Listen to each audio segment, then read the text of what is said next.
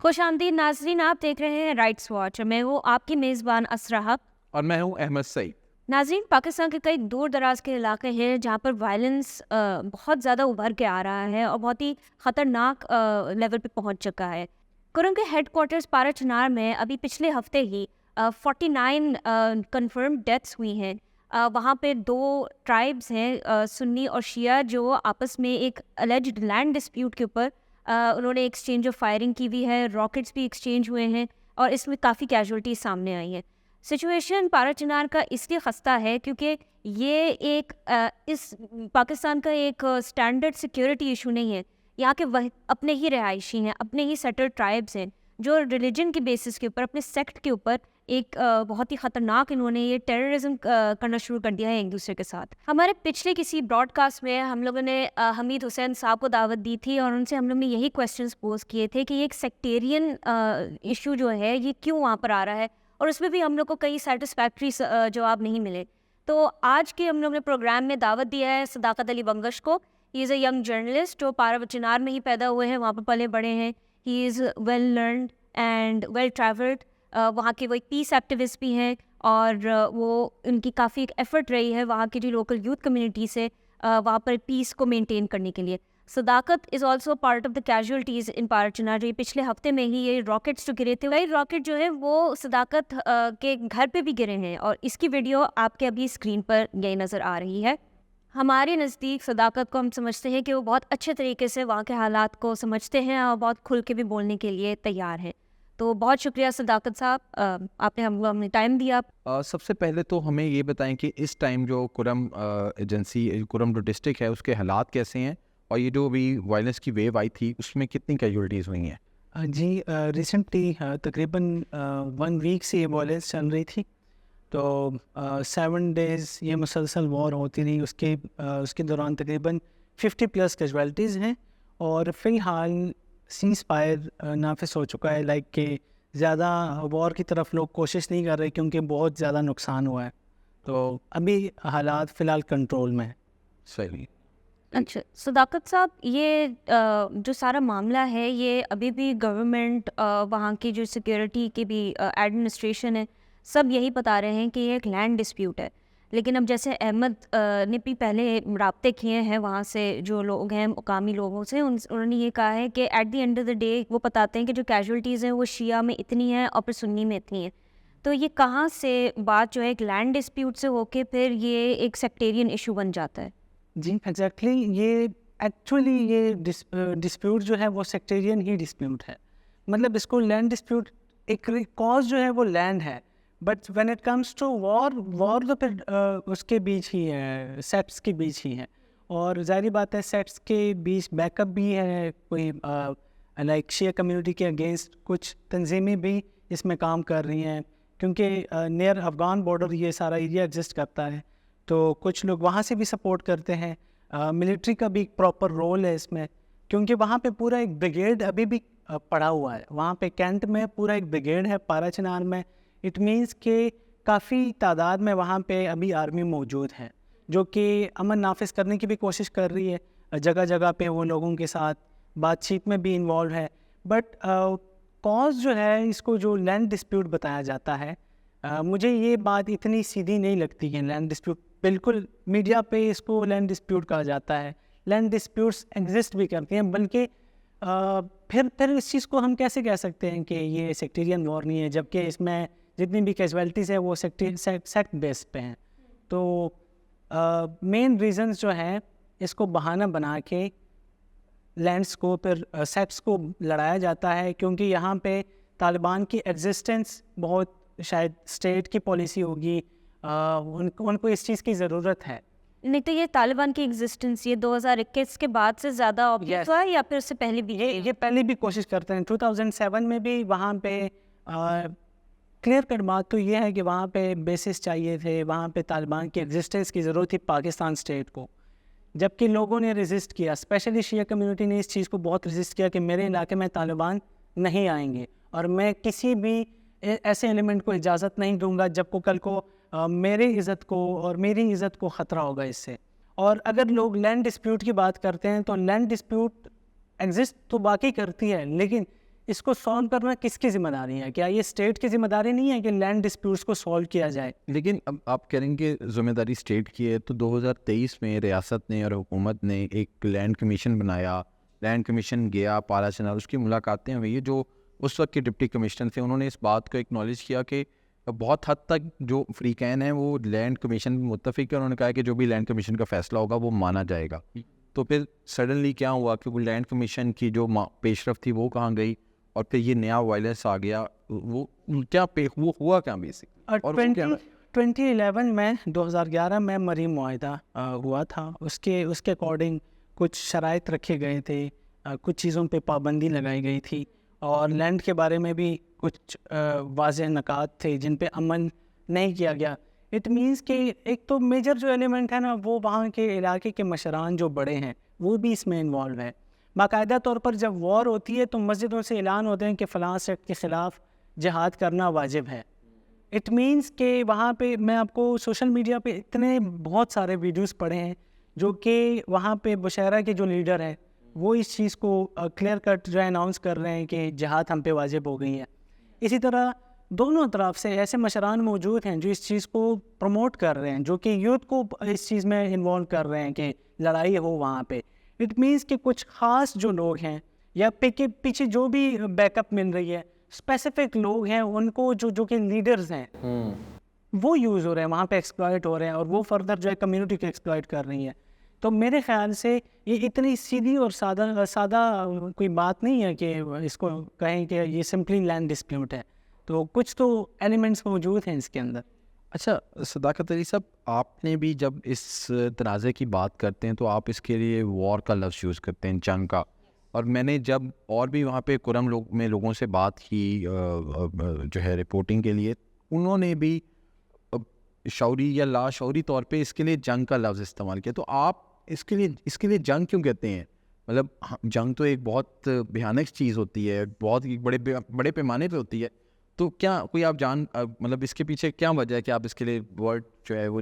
اچھا، ایک تو یہ ہے کہ بینگ اے پشتون، مطلب ہماری لینگویج پشتو ہے، تو ایک تو جنگ بہت ایک نارمل، مطلب اگر عام سے بھی لڑائی ہو تو اس کے لیے جنگ کا لفظ استعمال ہوتا ہے. لیکن اس کو جنگ کہنا اس لیے بھی جنگ بنتا ہے کیونکہ اگر آپ ویڈیوز دیکھیں نا سوشل میڈیا پہ، میں خود بھی آپ سے شیئر کر لوں گا، ویڈیوز دیکھیں تو آپ کو بہت ہیوی فائرنگ نظر آئے گی اس میں سے. جیسے ایک ویڈیو گیم میں نہیں چلتے ایسے، اس طرح کے بلٹس چل رہے ہیں اس میں کنزیکٹو. دوسری بات یہ، وہاں پہ جب وار چلتی ہے نا تو یہ چھوٹے موٹے گنز نہیں استعمال ہوتے، AK-47 ایسے نام ہیں جو مجھے نہیں پتا، 75 RR مارٹر اور پتہ نہیں لانچر، تو عجیب قسم کے وہ جو اسلحے ہیں، مجھے نہیں نام زیادہ آتے ان چیزوں کے، اور میں تو خود انٹرسٹڈ بھی نہیں ان چیز میں کیونکہ میں نے پیس کے اوپر بڑا کام کیا ہے. لیکن جب وار کا ورڈ استعمال ہوتا ہے کیونکہ وہ وار ہی ہوتی ہے، ظاہری بات ہے. اگر ایٹ دا ٹائم میری سٹی پہ 4 گھنٹوں کے اندر 55 میزائلز ہٹ ہوتے ہیں تو میں اس کو وار کا نام نہیں دے سکتا. کیا یہ وار نہیں ہے تو اور کیا ہے؟ مطلب وہاں پہ جو کیجویلٹیز ہوئی ہیں 50+ کیجویلٹیز ہیں، تو یہ کیجویلٹیز تو ویسے نہیں ہوتی، یہ وار میں ہی ہوتی ہے. اچھا صداقت صاحب، یہ ابھی پارا چنار جو ہے وہ عام شہری کے لیے ایکسیسیبل نہیں ہے، کوئی بھی اگر ٹریول کر سکے. تو ابھی جو آرمز وہاں پر آئے ہوئے ہیں دونوں سائڈ کے، یا آپ کہہ رہے سوفسٹیکیٹڈ ویپنری ہے، راکٹس بھی ہیں ان کے پاس، مارٹر راؤنڈز ہیں ان کے پاس، ریپیٹر گنز ہیں. تو یہ جو ویپنس کا ایکسیس ہے، آپ کو کیا سمجھ آ رہا ہے کہ یہ کہاں سے آ رہا ہے؟ میرے خیال سے راستہ پارا چنار کا جو پڑتا ہے وہ ہے پہلے اپر کرم، پھر ہے سینٹرل کرم، پھر ہے لوور کرم. اپر کرم میں شیعہ کمیونٹی آباد ہے، سینٹرل کرم میں سنی کمیونٹی آباد ہے، جبکہ لوور کرم میں 30 یا 20% شیعہ کمیونٹی کے، باقی 80-70% سنی کمیونٹی آباد ہے. اب لوگ جب پارا چنار سے پشاور ٹریول کرتے ہیں تو راستہ جو ہے وہ بنتا ہے سنی کمیونٹی کے اوپر. میں نے پہلے بھی یہ بات کہی ہے کہ یہ سیکٹیرین ایشو ہے. لینڈ ڈسپیوٹ اس کا ایک جسٹ سمجھے کہ وہ ایک بہانہ ہے، وہ ایک اسی کے اوپر ہی لڑ رہے ہیں یہ لوگ، لیکن ہے تو اس سیکٹیرین وار. تو جب لوگ ٹریول کرتے ہیں پارا چنار سے پشاور، ان کو راستے میں ٹارگٹ کیا جاتا ہے. پچھلے 3 مہینوں کے وہاں کی ہسٹری اٹھائے تو آپ کو 70 to 60 کیجویلٹیز ہیں، وہ راستے کے ہیں کیجویلٹیز جن کو ٹارگٹ کیا گیا. تو کون کر رہا ہے اس چیز کو؟ اب آپ نے جو بات کی ہے گنز کی، تو گنز کی ایکسیس کہاں سے ملتی ہے؟ میں ایک تو یہ بارڈر ایریا ہے، وہاں پہ آلریڈی طالبان کے ڈفرینٹ جو آرگنائزیشنز ہیں وہ وہاں پہ ایکٹیو ہیں. میں پہلے بھی اس چیز کا ذکر کر چکا ہوں کہ جیسے محمد ہے، سپاہی صحابہ ہے، TTP ہے، وہاں پہ بارڈر لائن پہ یہ سارے ایگزسٹ کرتے ہیں، کچھ اس طرف کچھ اس طرف افغانستان. تو اسلحہ سارا کچھ یہ افغانستان سے لوگ برآمد کرتے ہیں، اپنے پیسوں سے خریدتے ہیں. شیعہ کمیونٹی کا مجھے یہ پتہ ہے کہ وہ اپنی مدد آپ کے تحت وہ اسلحہ خریدتے ہیں، اور ان کو یہ نام دیا جاتا ہے کہ ہم اپنے ڈیفینس کے لیے یہ اسلحہ خریدتے ہیں. باقی سنی کمیونٹی کا بھی یہی ہے، ان کو بھی اسلحہ پراپر ان کا چینل ہے ان کے، اور اسلحہ وہاں پہ کافی مہنگا ملتا ہے، ایسا نہیں ہے. تو ان کے لیے کراؤڈ فنڈنگ ہوتی ہے باقاعدہ کمیونٹی کی. مثال کے طور پر اگر ایک گاؤں ہے، ایگزیکٹلی دونوں کا یہ ہے کہ مطلب اگر شیعہ کمیونٹی ہے تو وہ فنڈنگ کریں گے، آپس میں چیریٹی کریں گے کہ ہم نے اپنے دفاع کے لیے اسلحہ لینا ہے. اسی طرح سیم سنی کمیونٹی میں ہے، وہ لوگ بھی فنڈ اکٹھا کر کے اسے اسلحہ لیتے ہیں، اور میرے خیال سے کچھ بیک اپ باقی تنظیموں سے بھی ملتی ہوگی. وہاں کے لوگوں کا یہ کہنا ہے کہ بیک اپ ملتی ہیں. بالکل ٹھیک ہے. جو کہ آپ کیونکہ ینگ ہیں اور آپ نے شاید وہ ایرا دیکھا ہے 2007 سے 2011 کا، جہاں بہت زیادہ وائلنس ہوا، پاکستان بالکل نو گو ایریا بن گیا، افغانستان سے جانا پڑتا تھا، اور پھر ریلیٹیولی 2011-12 کے بعد ایک امن آیا، پھر 2019-20 تک وہ چلا. اب ایک تو مجھے یہ بتائیں کہ جو فال آف کابل ہوا 2021 میں، اس کا کیا اثر پڑا پارا شنار کے امن کے لیے؟ 2007 سے آنورڈ کے جو حالات تھے اس کا میں آئی وٹنس ہوں. میں بچہ سا ہوا کرتا تھا، کوئی میرے خیال سے میں کوئی 3rd کلاس میں 4th کلاس میں پڑھتا تھا اس وقت. تو بہت ساری ایسی چیزیں میں نے دیکھی ہوئی ہے جو کہ آن اسکرین اس کو کہنا تو بہت آسان ہے، بٹ اس کو دیکھنا بہت بڑا ایک یہ ٹریجڈی ہے. میں ابھی بھی جب سوچتا ہوں تو میں ڈپریسڈ ہو جاتا ہوں ان چیزوں کو دیکھ کے. 2007 سے 12 تک پارا شنار اور پشاور کا راستہ، مطلب when it comes to Peshawar it means کہ ہمارا جو پاکستان کے ساتھ جو لنک ہے وہ بالکل کٹ آف ہو چکا تھا. اس دوران وہاں پہ جتنا بھی راشن اور وہ ساری چیزیں افغانستان سے آتی تھی، لیکن افغانستان سے اتنی آسانی سے نہیں آتی تھی. اس کے اوپر ٹرپل یس مطلب اس پہ بہت زیادہ رقم دیتے تھے لوگ، اور کسی چیز کی ایکسیس نہیں تھی. تو وہاں پہ لوگ بیچ میں جو ایجنٹس تھے وہ کمیشن لیتے تھے. مجھے ابھی بھی یاد ہے 2007 میں 8 میں ہم خود بھی ڈسپلیس ہو گئے ہوئے تھے سٹی سے. تو ایک آٹے کی بوری وہ ہم نے 20 سے 25 ہزار کی میں لی ہے. یہ 2007 کی بات ہے. مطلب گھر پہ صرف روٹی ہی نہیں بنتی تھی، اتنا یہ حالات بن چکے ہوئے تھے. اور پھر اس کے بعد کرفیو نافذ ہو گیا تھا، لیکن پھر بھی ایکسیس نہیں تھا. پھر لوگ افغانستان سے پشاور کی طرف موو کرتے تھے. جب وہ جو 24 آور کا سفر تھا، اب پشاور پارا شنار کا پشاور جو سفر ہے وہ 6 آور کا ہے، لیکن جب لوگ افغانستان سے آتے تھے تو وہ 24 آور کا سفر بنتا تھا. جلال آباد میں وہ کچھ لوگ سٹے بھی کرتے تھے وہاں پہ. اس کی کاسٹ پڑتی تھی لوگوں کو 10 سے 12 ہزار 2007 میں. پھر وہاں کے لوگ چونکہ پڑھے لکھے ہیں پارا شنار کے، تو لوگوں نے کوشش کی کہ ایئرپورٹ کو بحال کیا جائے. اب جب ایئرپورٹ میں میرے خیال سے 2 جہاز تھے، اور وہ کوئی پرائیویٹ کمپنی تھی، تو ٹکٹ ملتا تھا پارا شنار ٹو پشاور یا پشاور ٹو پارا شنار 35,000 25,000 اس طرح کی کاسٹ تھی اس کی. 2007 کی بات ہے. مین کہ ابھی پارا شنار کا اور پشاور کا جو نارمل کرایہ ہے وہ کوچ میں یا آئی ایس میں وہ 1400 رینٹ ہے. 1400، اور یہ تو 2024 میں 1400 ہے. 2007 میں لوگ اس پہ 35,000 30,000 بھی پے کرتے تھے. کیونکہ لوگ مجبور تھے. کچھ لوگوں نے ابراڈ جانا تھا، کچھ لوگوں کی بیماریاں ہیں، مطلب ایک ایکسیس بالکل بند تھی. تو یہ حالات میں نے خود اپنے آنکھوں سے دیکھے ہیں، اور یہ مسلسل 4 سال یہ سلسلہ جاری رہا. پھر اس کے بعد اسلام آباد میں ایک بہت بڑا دھرنا بٹھایا گیا. پارا شنار کی جو کمیونٹی ہے جو آؤٹ آف سٹی ہے، انہوں نے پارلیمنٹ کے سامنے 61 ڈیز کا دھرنا دیا. اس دھرنے کو ختم کروانے کے لیے پھر اسٹیٹ نے کچھ اسٹیپس اٹھائے کہ شیعہ کمیونٹی کا یہی ڈیمانڈ تھا کہ ہمیں سیکورٹی دی جائے، ہماری جینوسائڈ ہو رہی ہے. تو نسل کشی کے اوپر انہوں نے بڑا سٹینڈ لیا. تو پھر کچھ کمٹمنٹس، پھر اس کے بعد یہ 2011 میں بھی مری معاہدہ، یہ 2011 کی بات ہے، اس سے آنورڈ 19 تک 20 تک حالات بالکل نارمل رہے ہیں.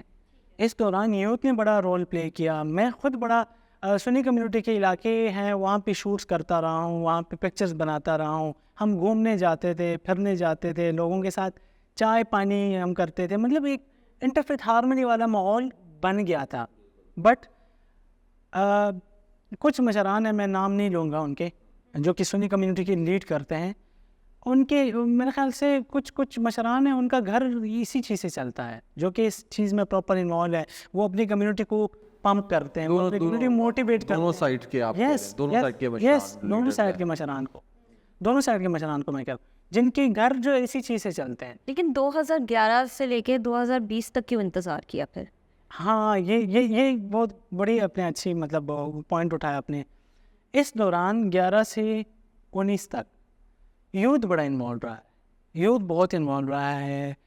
مطلب ہم ان کے علاقوں میں ٹریول کرتے تھے, وہ ہمارے علاقوں میں ٹریول کرتے تھے. ہم نے یہ جو آواز تھی ان کی دبائی تھی. لیکن اس کے بیچ ایک اور جو میجر پوائنٹ ہے وہ یہ ہے, شاید اس وقت اسٹیٹ کو اس چیز کی ضرورت نہیں تھی. یہ بہت اہم پوائنٹ ہے.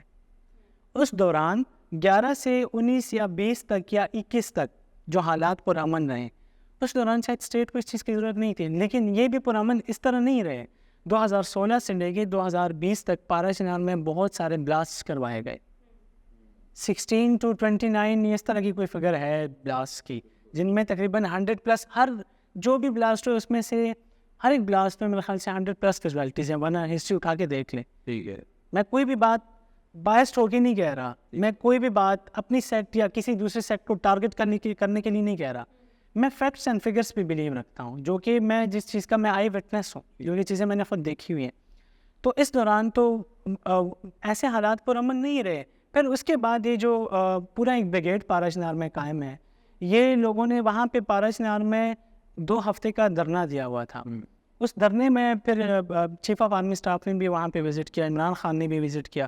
ان سے جب لوگوں نے, عوام نے, شیعہ کمیونٹی کا, یہ میں بات جو کر رہا ہوں شیعہ کمیونٹی کی بات کر رہا ہوں, کہ انہوں نے احتجاج کیا تھا بلاسٹ کے اگینسٹ, کیونکہ مسلسل بلاسٹ ہو رہے تھے بالکل میں.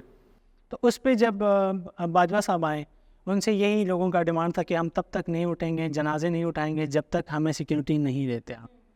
پھر اس کے بعد ریڈ زون بنایا گیا پارا چنار سٹی میں. وہاں پہ پراپر تلاشیاں اور اس طرح کی چیزیں ہونے لگی. جگہ جگہ پہ چیک پوسٹ, ایون میں جب گھر جاتا ہوں تو مجھے اپنی 7-8 جگہوں پہ اپنی جو ہے شناخت کروانی پڑتی ہے. اس سب کے باوجود بھی پھر اس کے بعد بھی بلاسٹس ہوتے رہے.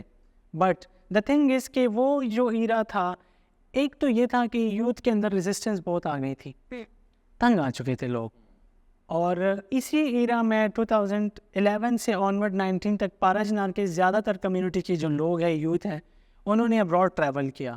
کوئی ڈنکی لگا کے چلا گیا, کوئی ایجوکیشن اس پہ چلا گیا. کیونکہ یہاں پہ حالات سے وہ تنگ آ گئے تھے کہ بھائی یہ کیا ہو رہا ہے, یہ ہم کیا دیکھ رہے ہیں. اور تیسری بات یہ, میں نے شاید یہ پوائنٹ مس کر لیا کہ لوگ جب پارا چنار سے پھر 2011 سے آنورڈ نا کنوائی سسٹم سٹارٹ ہو گیا تھا پشاور ٹریول کرنے کے لیے. آرمی کی 2 گاڑیاں ہوتی تھی, پھر کنوائی پہ بھی اٹیک ہوتا تھا, وہاں پہ جو راشن چلتا تھا اس کو بھی جلایا جاتا تھا. اور پھر اس کے بعد یہ سلسلہ شروع ہوا کہ لوگوں کو شناختی کارڈ ان کا چیک کر کے ان کو گاڑی سے اتار کے پھر ان کو فائر مارے جاتے تھے, یا ان کو لے جا کے ذبح کیا جاتا تھا. اب یہ میں اس کو یہ نہیں کہہ رہا کہ یہ سنی کمیونٹی کر رہی تھی, بٹ وہاں پہ پراپر سینٹرل کرم تک طالبان آئے ہوئے تھے, وہ اس چیز کو بیک اپ کر رہے تھے.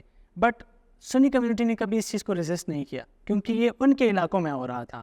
یہ جتنی بھی لوگوں کو ذبح کیا جاتا تھا, گاڑیوں سے اتارا جاتا تھا لوگوں کو, یہی بیسیکلی جو نان اسٹیٹ ایکٹرس تھے وہ یہ کر رہے تھے, اور اس کو کسی قسم کی ریزسٹنس کا سامنا اسٹیٹ کی طرف سے نہیں کرنا پڑا تھا. اور ٹورڈس دی لاسٹ آپ نے اوبیسلی جو بھی ہمیں بتایا ہے, جو بھی منظر کشی کی ہے, وہ بہت دردناک ہے. لیکن اس میں جو ایک سلور لائننگ جو ہمیں نظر آ رہی ہے وہ یہ کہ آپ کہہ رہے ہیں جو کرم کی جو یوتھ ہے, جو ڈسٹرکٹ کرم ہے اس کی یوتھ ہے, وہ اب فیڈ اپ ہو گئی ہے. جو بھی وائلنس انہوں نے دیکھا اپنے بچپن میں, اپنے لڑکپن میں, اور اب جوانی میں بھی آ کے, تو وہ سیکٹیرین ڈیوائڈ سے بالا تر ہو کے صرف پیس چاہتی ہے. پیس چاہتی ہے. اور آپ بھی اس کے نمائندے ہیں, تو کوئی میسیج دینا چاہیں تو کیا ہو سکتا ہے کہ کب اس سارا یہ جو وائلنس کا سرکل ہے, یہ سائیکل ہے, یہ کب بریک ہو جائے گا؟ آپ کو کیا امید ہے؟ جب تک میرے خیال سے جب تک اس کے بیچ میں جب اسٹیٹ انوالو ہوگی نا، جب اسٹیٹ کی پالیسیز ایسی ہوں گی کہ سیکٹیرین وار یہاں پہ ہو، تب تک یہ چیز مجھے لگتا ہے ناممکن ہے. لیکن یہ ایک ہی اس کا جو سولوشن مجھے جو نظر آتا ہے کہ لوگوں کے اندر ریزسٹنس ہو، لوگ ایک ہو کر لڑے. ایون وہاں کا جو کرنٹ MNA ہے اس کو 19,000 وہ شیعہ ہے کیونکہ حمید حسین، اس کو 19,000 ووٹ جو لوگوں نے کاسٹ کیا ہے وہ ہے شیعہ کمیونٹی، جبکہ اس سے زیادہ ووٹ جو ہے سنی کمیونٹی نے کاسٹ کیا اس کو ووٹ. ٹھیک. اور مجلس وحدت المسلمین یس ایگزیکٹلی. پلیٹ فارم سے مطلب یہ ریسنٹلی بھی بات ہے کہ لوگوں کے اندر سے یہ سیکٹ کے اوپر جو چیز بیسیکلی آپ کیا ہے یہ اب ختم اپنی موت مر رہی ہے. کچھ آپ نے کہا کہ جو لیڈران ہیں دونوں طرف کے وہ اس کو ہوا کرتے ہیں اپنے پیٹی انٹرسٹ کے لیے. لیکن ہم امید کرتے ہیں کہ جو کرم ایجنسی ہے اس میں کرم ڈسٹرکٹ ہے اب اس میں امن دوبارہ آئے اور تاکہ وہاں کے لوگ بھی پاکستان کی طرح اپنی نارمل لائف جی سکیں. بہت شکریہ صداقت آپ کا، آپ نے وائس اسپیکر کو ٹائم دیا اور جو کرم میں جو واقعات ہوئے ہیں، جو حالیہ تشدد کی لہر آئی ہے اس کے حوالے سے آپ آگاہ کر رہے تھے اور بتا رہے تھے کہ کیا ڈائنامکس ہیں کرم کی جہاں پہ اتنا وائلنس ہوا ہے. ناظرین، اس ہفتے صرف کرم میں ہی وائلنس نہیں ہوا بلکہ بلوچستان بھی وائلنس کی ذات میں رہا، اور اس وائلنس پر جو ہے ہمیں ایسا لگا کہ جیسے جو ریاست ہے وہ تشدد پر مائل نظر آئی. ہوا کچھ ایسے کہ بلوچستان میں جو بلوچ یکجہتی کمیٹی اس کی روح رواں ڈاکٹر ماہرنگ بلوچ ہیں، انہوں نے اس ہفتے 28 تاریخ کو ایک بلوچ نیشنل گیدرنگ کا اعلان کیا تھا جو کہ گوادر میں ہونی تھی، جہاں پہ پورے بلوچستان سے بلوچ نمائندوں نے، بلوچ تنظیموں نے شرکت کرنا تھا اور آگے کا لائحہ عمل بلوچستان کے جو مسائل ہیں اس کو لے کر ہونا تھا. لیکن ریلی شروع ہونے سے پہلے ہی ریاست نے کہا کہ یہ جو ریلی ہے یہ اینٹی اسٹیٹ ایلیمنٹس کر رہے ہیں، اور اس کے بعد بلوچستان حکومت کی طرف سے ریلی کو روکنے کے لیے مختلف حربے اپنائے گئے. روڈز کو بلاک کیا گیا، انٹرنیٹ کو بلاک کیا گیا، اور جو قافلے جا رہے تھے گوادر کی طرف اس کو مستونگ کے مقام پہ ان کی جھڑپیں ہوئی، اور کہا جا رہا ہے کہ ایلیجڈلی طور پہ کہ اس میں کچھ جانوں کا ضیاع بھی ہوا. اور ہم یہ خبر آپ تک اس لیے کنفرم نہیں کر سکتے کیونکہ بلوچستان میں، گوادر میں، مستونگ میں جو کمیونیکیشن کے جو ذرائع ہیں وہ بند ہیں، اور اس حوالے سے اسی لیے جو بھی اطلاعات آ رہی ہیں ان کی انڈیپینڈنٹلی ویریفیکیشن نہیں ہو سک رہی.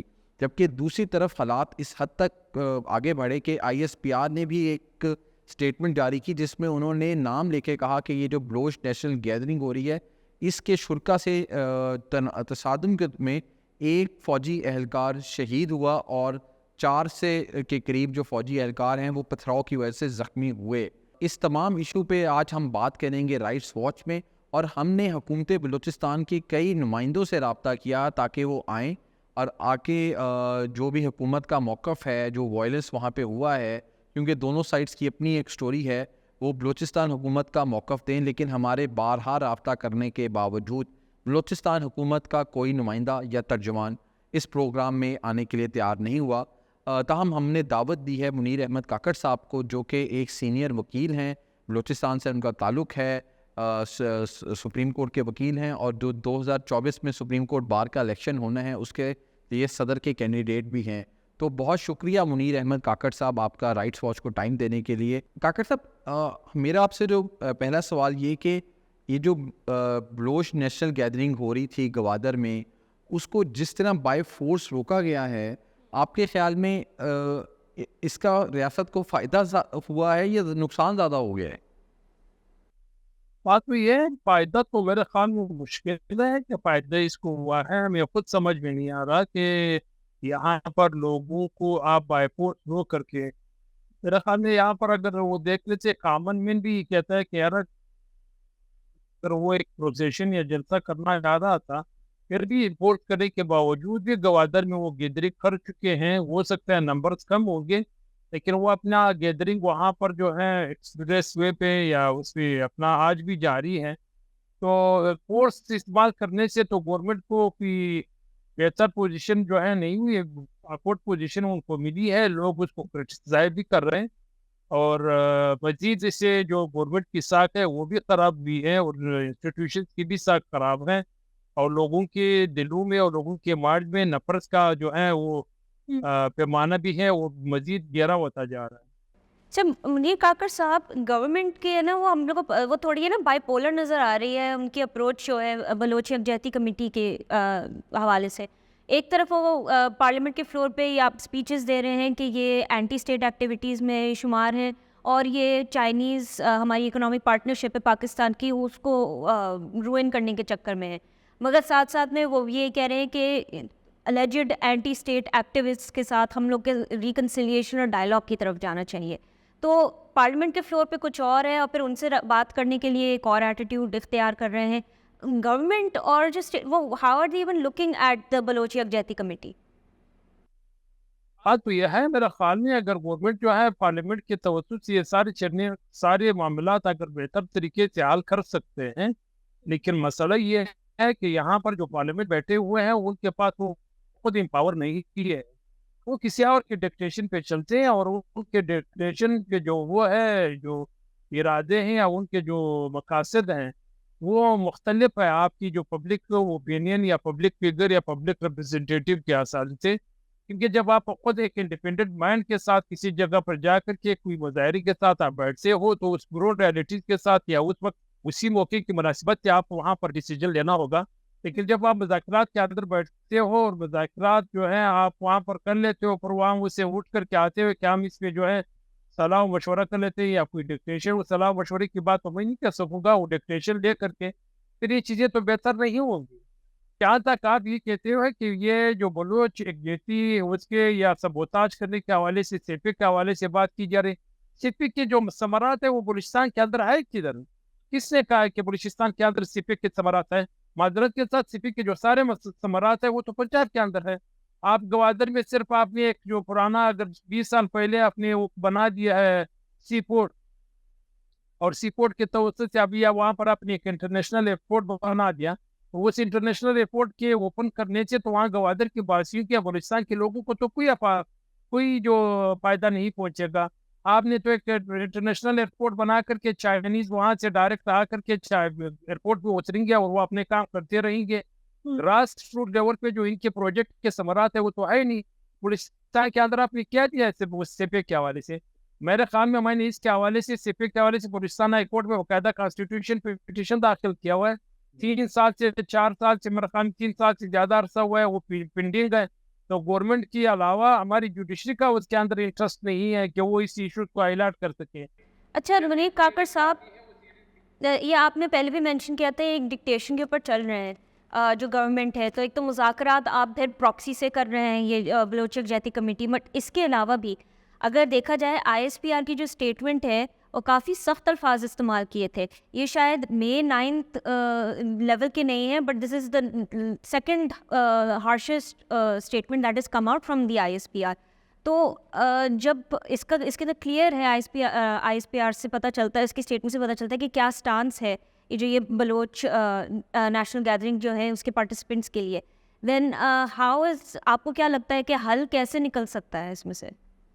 बात यह है बलूचिस्तान का अगर मसाइल का हल है कि बलूचिस्तान के लोगों को उनके जो वसाइल पर उनको हक दो, उनको उसके अंदर पार्टिसिपेशन दे दो। बलूचिस्तान के अंदर अगर आप जंगी बुनियादों पे 5 साल तक या 10 साल के अंदर अंदर अगर आप जो है यहाँ पर इस तरीके से चाइना मॉडल अगर वहाँ पर चाइना जो है दूसरे सूबों के हाथ तक इसको एक्सटेंड कर रहे हैं, यहाँ पर अगर आप इनको दे दे मेरे ख्याल में 5 साल डेवलपमेंट प्रोजेक्ट के ऊपर अगर इन फोकस कर ले, मैं यकीनन जब बता देना चाहता हूँ बिल्कुल चेंज आएगा बलूचिस्तान के लोगों की एटीट्यूड पे। लेकिन वो इस तरीके से नहीं होगा। सिंधक बलूचिस्तान में मेरे ख्याल में 80s में शुरू हुआ है, वहाँ पर अभी सिंधक के इलाके में सिर्फ वहाँ पर कंकरात और खड्डे और होल्स नजर आ रहे हैं। वहाँ पर कोई डेवलपमेंट नहीं है, वहाँ पर कोई अस्पताल नहीं है, वहाँ पर कोई स्कूल नहीं है, वहाँ पर आप कुछ नहीं है। सिर्फ भी सुई से गैस निकल रहा था, वहाँ पर सुई के लोगों को गैस की फैसिलिटी नहीं है। वहाँ पर गैस में आप अभी कह रहे हो कि गैस सुई के जो ज़खायर है वो कम होते जा रहे हैं, तो सुई के ज़खायर किसने इस्तेमाल किए हैं? बलूचिस्तान के अंदर कंजप्शन किया है। सही।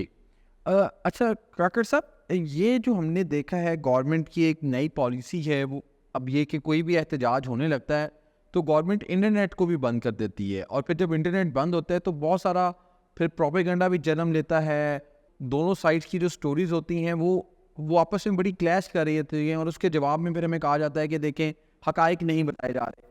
تو یہ جو آپ دیکھ رہے ہیں کہ انٹرنیٹ کی بندش, یہ حکومت کا جو حربہ ہے, یہ کس حد تک نقصان دہ ہے حکومت کے اپنے لیے بھی؟ یہ موجودہ صورتحال کے حوالے سے, نیٹ کے حوالے سے سر دونوں, مطلب یہ جو انہوں نے اب جو بلوچ نیشنل گیدرنگ ہو رہی تھی, ساتھ ہی انہوں نے پورا جو کوسٹل بیلٹ ہے جو گوادر تک نیٹ ہی بند کر دیا, اور پھر کہا گیا کہ دیکھیں جی پروپیگنڈا ہو رہا ہے.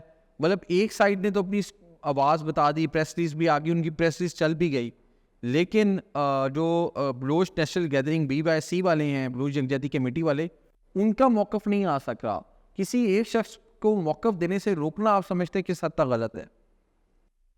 بات تو یہ ہے, میں تو ایک چیز بتا دیتا ہوں, مجھے سمجھ میں نہیں آ رہا کہ یہ ملک کے چلانے والے جو لوگ ہیں یا ان کو جو مشورہ دینے والے لوگ ہیں, پتہ نہیں یا وہ کچھ چیزیں سمجھتے نہیں ہیں, یا تو پھر یہ ہے کہ بتا دوں یہ سارے جو انٹرنیشنل اسٹیبلشمنٹ کا گیم کا حصہ بنتے جا رہے ہیں.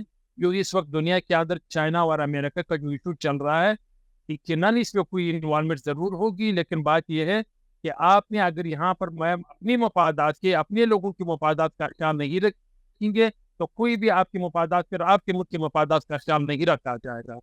بات یہ ہے کہ اگر امریکہ کی خوشنودی کے لیے یہ چار چیزیں جو اسٹیبلشمنٹ کر رہے ہیں, یا ایک فیکٹر جو ہے چائنا کی خوشنودی کے لیے کر رہے ہیں, یہ دونوں کی خوشنودی اس وقت آپ حاصل کر سکتے ہو کہ یہاں کے لوگ, یہاں کے باسی, یہاں کے رہنے والے لوگوں کو آپ ہر چیز پہ آن بورڈ لے کر کے بات آگے بڑھے گی. اگر وہاں پر آپ کی ریسورسز ان کے لوٹیں گے اور یہاں کے لوگوں کو جو ہے زندگی جینے کا حق نہیں دو گے, اور ان کو اس قسم کے رویے کے ساتھ آپ اس کو ڈیل کرو گے, میرے خیال میں کوئی بھی یہاں پر, ہر ایک بات یہ ہے کہ یہاں پر ان لوگوں کو ہوش کا ناخن لینا چاہے کہ اگر وہ کہتا ہے کہ کبھی یہ کہتا ہے کہ چائنا کی جو پروجیکٹ ہے اس کو سبوتاژ کرنے کے لیے یا انڈیا کے حوالے سے یا امریکہ کے حوالے سے, تو ان سب چیزوں کا موقع فراہم کرنے والے ہر ایک کو, تو ہماری پاکستانی اسٹیبلشمنٹ, آپ اپنے لوگوں کو اعتماد میں کیوں نہیں لیتے ہو؟ آپ اپنے لوگوں کے ساتھ بیٹھتے کیوں نہیں ہو؟ یہ ساری چیزوں کو, وہ تو آپ کے ساتھ کچھ نہیں چاہ رہا. میں آپ کو بتا رہا ہوں کہ کوئٹہ سے لے کر کے اسلام آباد تک ہمیں جو 14-18 گھنٹے لگتے ہیں, کوئٹہ سے تربت جو ہے 18-20 گھنٹے لگتے ہیں. تو آپ یہاں پر لوگوں کو انفراسٹرکچر کے حوالے سے ڈیولپمنٹ کیوں نہیں دیتے ہو؟ آپ ان چیزوں کو, یہاں کے لوگوں کو یہ چیز ریئلائز کیوں نہیں کہتے ہو کہ میں آپ کے ساتھ ہوں, آپ میرے طرح, یا پھر لاہور کے باسی کی طرح, یا کراچی کی باسی کی طرح آپ بھی اسی چیزوں کا حقدار ہو. تو یہاں پر تو وہ چیزیں ہو نہیں رہی تھی. آپ جب ون سائڈ ساری چیزیں کرو گی, ان چیزوں سے کوئی, اگر نیٹ بند کر لیتے ہو, کتنے عرصے کے لیے بند کرنے کا؟ 10 دن کے لیے, مہینہ اس سے پہلے بھی تو بند کرتے سیکورٹی کے نام پہ. تو بلوچستان نے تو پہلے تھے, میرا خیال میں 80% علاقے جو ہے بلوچستان کے اندر نیٹ کام نہیں کر رہا. آپ کی سیلولر فونس کی کمپنیاں جو ہیں ان کو ایکسس نہیں دیا جا رہا ہے, ٹاورز لگا لیتے, ٹاورز اڑا دیتے ہیں, ٹاور لگا لیتے ہیں, ان سے جو ہے ان کی بیٹریاں وغیرہ چوری کر لیتے ہیں. یہ کون کر رہے ہیں؟ اچھا منیر کاکڑ صاحب, جی منیر کاکڑ صاحب, یہ اس سے بھی پہلے, یہ جب یہ ریلی تھی اس سے نکلنے سے پہلے HRCP کی چیئر پرسن کو کراچی پولیس جو ہے وہ ٹیمپریریلی ڈیٹین کرتی ہے, اور ان سے سوالات تھے اسی بیسس پہ پوچھتے کہ وہ کوئٹہ تو نہیں جا رہے اور مارنگ بلوچ کو تو نہیں سپورٹ کر رہے. تو جب پاکستان کی ایپیکس ہیومن رائٹس باڈی ہے اس کو بھی لینز میں لے کے آ رہے ہیں, یہاں پر وہ ٹارگٹ کر رہے ہیں, تو یہ افیکٹولی جو BYC جو بھی کچھ کر رہی ہے وہ ود ان وہ ہیومن رائٹس موومنٹ ہوئی. ہاؤ از اٹ پاسبل, یا پھر آپ اگر اس کے اندر ایکسپلین کر سکیں تھوڑا بہت کہ جو گورنمنٹ ہے اور جو ہماری اسٹیبلشمنٹ ہے وہ کیسے کہہ سکتی ہے کہ یہ اینٹی اسٹیٹ ہے؟ بات تو یہ ہے, میرا خیال میں اسٹیٹ کے لیے تو پاکستان بننے سے لے کر آج تک چلا آ رہا ہے. یہ پاکستان کی تاریخ رہی ہے کہ جب بھی کوئی بہتری کے لیے بات کرتا ہے اور وہ اسٹیبلشمنٹ کو ناگوار گزرا ہو, یا وہ اسٹیبلشمنٹ کے وہ جو کالی کرتوت ہے وہ لوگوں کے سامنے لانے کی کوشش کی جاتی ہے, تو وہ اینٹی اسٹیبلشمنٹ ہو جاتا ہے, وہ اینٹی اسٹیٹ ہو جاتا ہے, وہ غدار ہو جاتا ہے. میرے خیال میں ابھی یہ جو نریٹیو ہے یا یہ جو ان لوگوں کا وہ چیز ہے, ابھی لوگوں کے دلوں میں ان کے لیے کوئی جگہ نہیں ہے. لوگ سمجھ چکے ہیں. ابھی یہ جتنے بھی نعرے لگاتے رہیں, میرے خیال میں ان کے اوپر لوگ نہ تو کان دے رہیں گے اور نہ لوگ ان کے ساتھ اس نیریٹو کے ساتھ دیں گے. یہ ساری چیزیں واضح ہیں. میرے خیال میں بلوچ بیلٹ یا پشتون بیلٹ کے اندر یہاں پر خواتین کا نکلنا بہت مشکل ہو جاتا ہے کیونکہ سوشل نارمز کے حوالے سے. لیکن آپ یہ بتا دو, لوگوں کو یہ سمجھنا چاہے, ہر وہ اس بندے کو یا ہر اس باشعور بندے کو یا وہ انٹلیکچوئل کو کہ بلوچ جو تحریک ہے وہ سرداروں کے ہاتھ سے نکل جا چکی ہے, وہ نوابوں کے ہاتھ سے نکل جا چکی ہے, وہ یہاں کے جو پولیٹیکل جو جمہوریت کے اوپر یقین رکھتے تھے, جو ایک سسٹم کے اندر رہ کر کے اپنا پارٹیسپیشن کرنا چاہ رہے تھے, یہ ان کے ہاتھ سے بھی نکل رہا ہے. یہاں پر ابھی آپ جھارکھنڈ کے اندر دیکھ لیں, یہاں پر سب سے زیادہ ریشو جو ہے خواتین کے نمبر جو ہے خواتین کی زیادہ ہوتی ہے. اور میرے خیال میں دنیا کی تاریخ میں یہ بتاتی جا رہی ہے کہ دنیا میں کہا جائے کہ جہاں پر جس تحریک کے اندر خواتین کا ریشو زیادہ ہوگا, جب وہ مرد کے ساتھ اپنے مردوں کے شانہ شان چلتے رہیں گے, تو ان کا مقابلہ وقت کے ساتھ ساتھ زور زبردستی 5 سال کے لیے 10 سال کے لیے تو روک سکیں گے, لیکن وہ ان کو مستقل طور پر ان کا اس طریقے سے روکنا ان کے لیے مشکل ہے. بہت شکریہ منیر احمد کاکڑ صاحب رائٹس واچ کو ٹائم دینے کا, اور جو بلوچستان کے موجودہ حالات ہیں اور بلوچستان کی جو رائٹس موومنٹ ہے اس کے ڈائنامکس کے حوالے سے آپ نے بڑے کھل کر بات کی.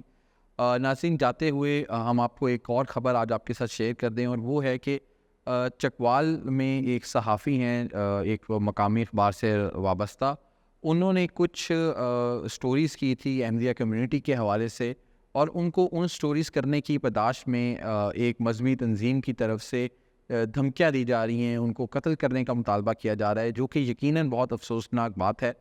اور کیونکہ پاکستان میں آزادی اظہار کے رائے کی ایک کانسٹیٹیوشنل گارنٹی موجود ہے, اس لیے ہم امید کرتے ہیں کہ ریاست کے جو ادارے ہیں اور جو حکومت ہے وہ اس طرح کی جو بھی وائلنس کی کال دی گئی ہے کسی بھی شخص کے خلاف, اس کے حوالے سے اس کے جو پرپیٹریٹرز ہیں, جو ایسا کرنے والے ہیں, ان کے خلاف کارروائی کرے گی. آج کا رائٹس واچ دیکھنے کا بہت شکریہ. آپ ہمیں فالو کر سکتے ہیں ہمارے فیس بک, انسٹا, ٹک ٹاک اور یوٹیوب پہ. دیکھتے رہیے رائٹس واچ.